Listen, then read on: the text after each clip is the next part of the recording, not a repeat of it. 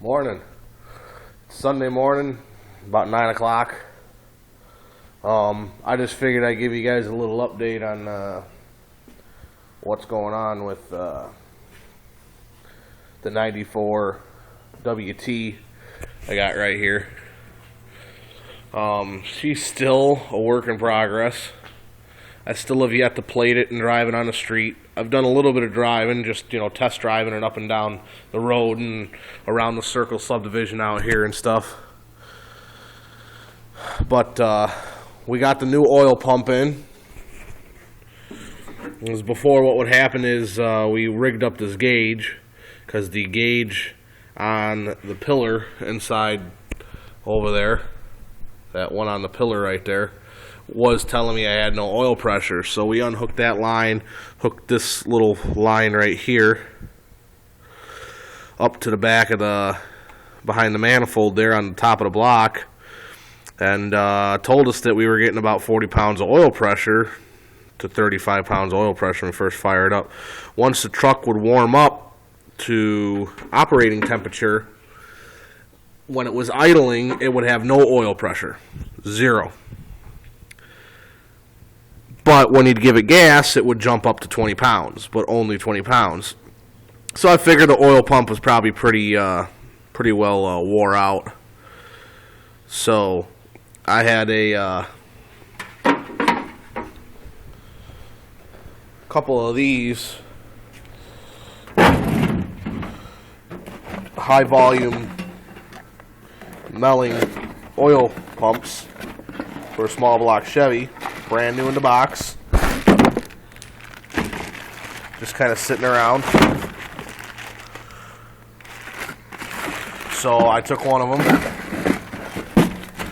along with the steel shaft, rather than having the nylon right here. It's steel. Most of these stock shafts, this part right here is nylon. So I put that in there. It wasn't too hard to do. It was pretty simple.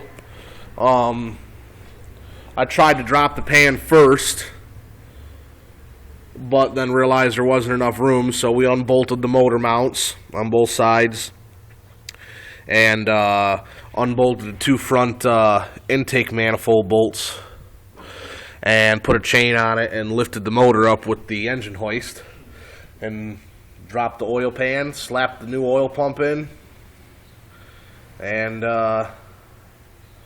we got her all bolted back up with a new oil pan gasket. We fired her up, and she was spewing oil like a pig out the back corner of this intake manifold, or out the back corner of this valve cover. Then I came to the conclusion the problem was I have these valve cover hold downs, and the part that threads into the head, that would be the stud, is actually part of these hold downs, and it makes it really difficult to get the gasket lined up, and sealed. So what I did is I got some studs. I had these valve cover hold downs laying around with some of these to spread out the weight. And I just put some studs in there and I slapped these ones on. And now she's still leaking, but that's because the gaskets have been taken off, put on, 100 frickin' times. So I went out and bought a couple of new valve cover gaskets, so we're going to slap them on. The power steering pump was squealing really bad down here, so we thought we needed a power steering pump, but then we found out that it was nothing more than the fact that this is the wrong size belt. The belt's too loose. So we're just going to go out and get a different size belt. The shifter linkage on the truck is missing this nylon piece in the frame, so this bar is just kind of sitting in this big old gaping hole in the frame, kind of clacking around. So I'm going to have to take this bracket apart. It's pretty rusty. Hopefully it comes apart okay. It will probably fall apart. Yeah, I don't know who did this. I got this out of the junkyard. This is the way it came. But anyways, I need to put this nylon piece in the frame, and then use this shaft that goes up to the shifter linkage here on the steering column, because the shaft that's on there had rusted through right here, and I had to tack weld it back together. I got a nice one of these, nice new piece like this, because the one that's on there's all rusted. This one threads in and out nice and smooth. So we're just going to change this whole bar and put this nylon piece in there. That should fix my shifting in and out of gear problems. We got a new / used brake booster and master cylinder bolted up. Got the brakes all blood and everything, so the brakes are working good. And yeah, she's almost there. The T-case is leaking a little bit of fluid, but otherwise she should be good to go. All I need to do is just unbolt the T-case off the back of the trans and change the little rubber O-ring, or not the little, well, I mean it's a big rubber O-ring, but change the rubber O-ring / seal that's in there, and it should stop leaking.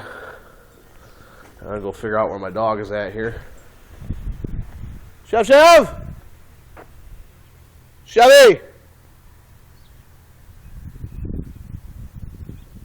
Here he comes, out of the weeds over there.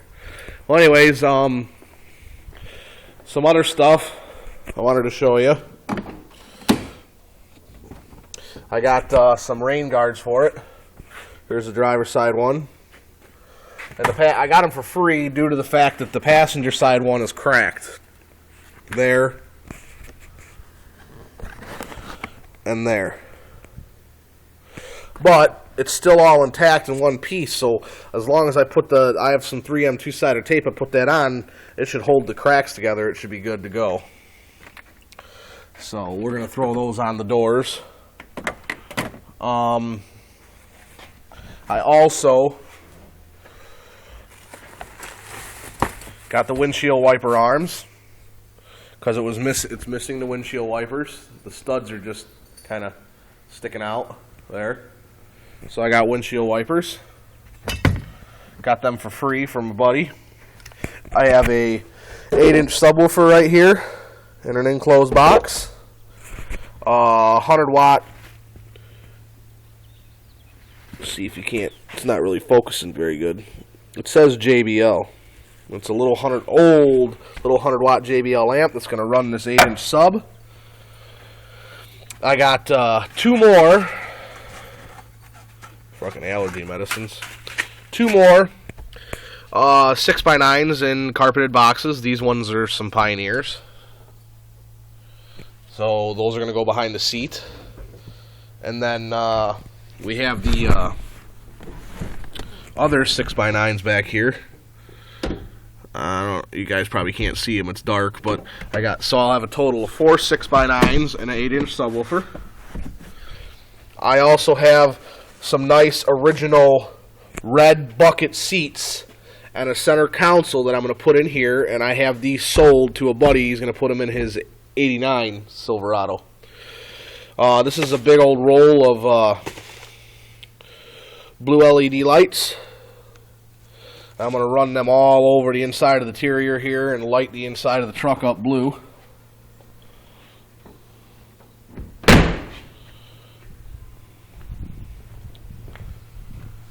So, we're going to go ahead and fire this thing up and let you guys listen to it.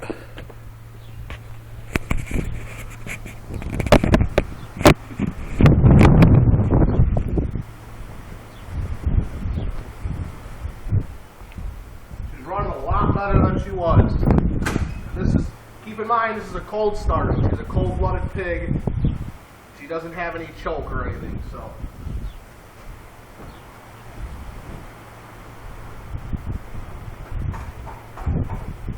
Hook the battery up.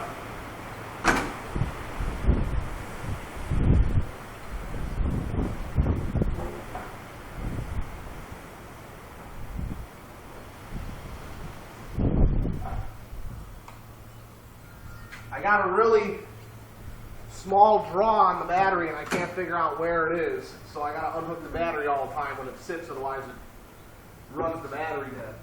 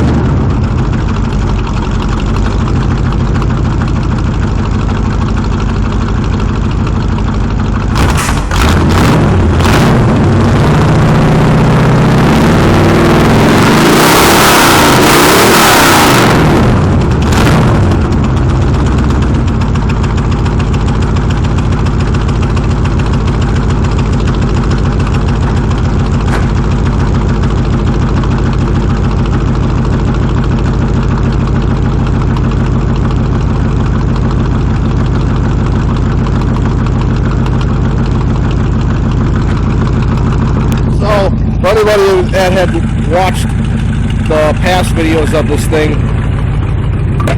you can definitely tell it's running way better than it was.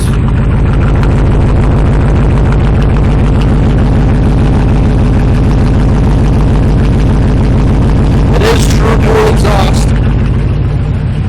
It ain't no fakey, like a Y pipe into a single or nothing. It's two pipes. These little glass packs. There's no Y pipe.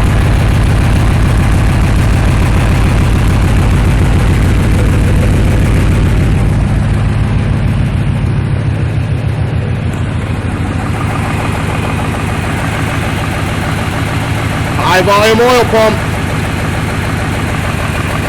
Oh yeah, something else I did too is I rigged up the lower shroud, so now the bottom half of the shroud is finally bolted up, so that's helping with my overheating problems.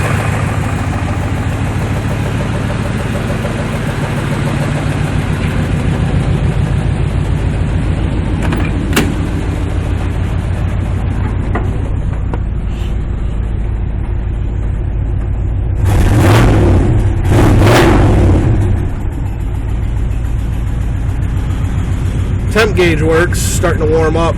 This is the oil pressure gauge I was telling you about that doesn't work. We don't know what's wrong with it. I got a tachometer for it, little mini tack. We're gonna go ahead and mount that right here,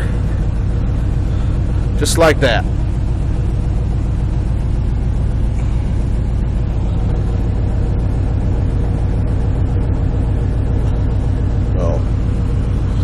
Got one, you can't really see, 180,000 miles on it. Solid as a rock, out of Georgia. Not a speck of rust on this truck. Look at the frame.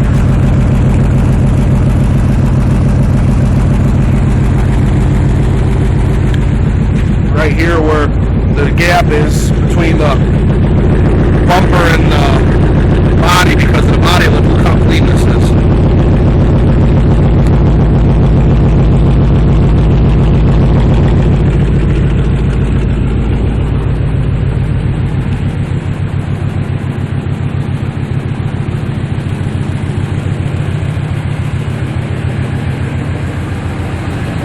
So there's the update on the 94, and I finally came up with a name for it.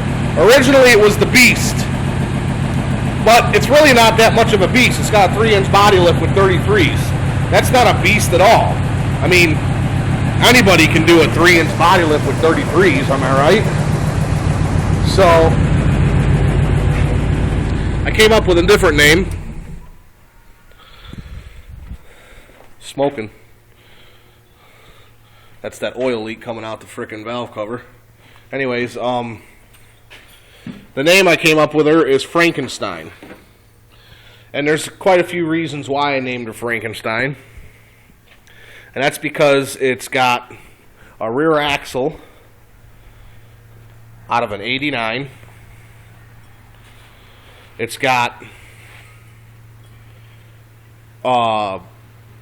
seats in it out of a 2000 or newer Silverado.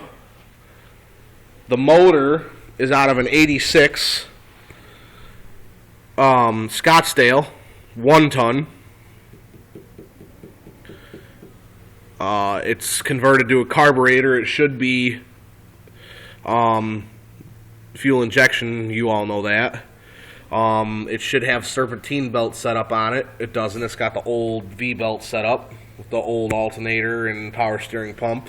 It's even got a mechanical fuel pump. Not an electric anymore. The chassis, the frame, is a 92 and the body is a 94. Not to mention that it's a WT work truck with a Cheyenne grill. And it's got the aftermarket bumper without the plastic on it and stuff. The driver's side mirror is actually a passenger side mirror.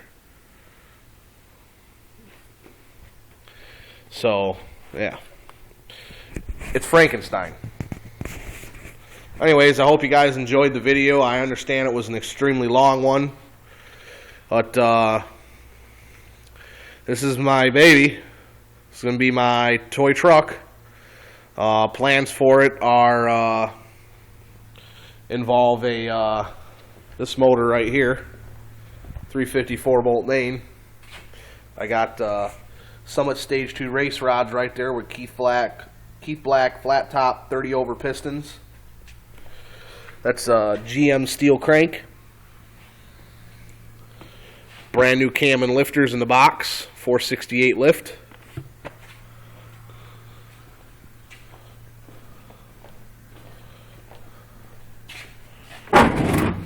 Brand new double roller timing chain.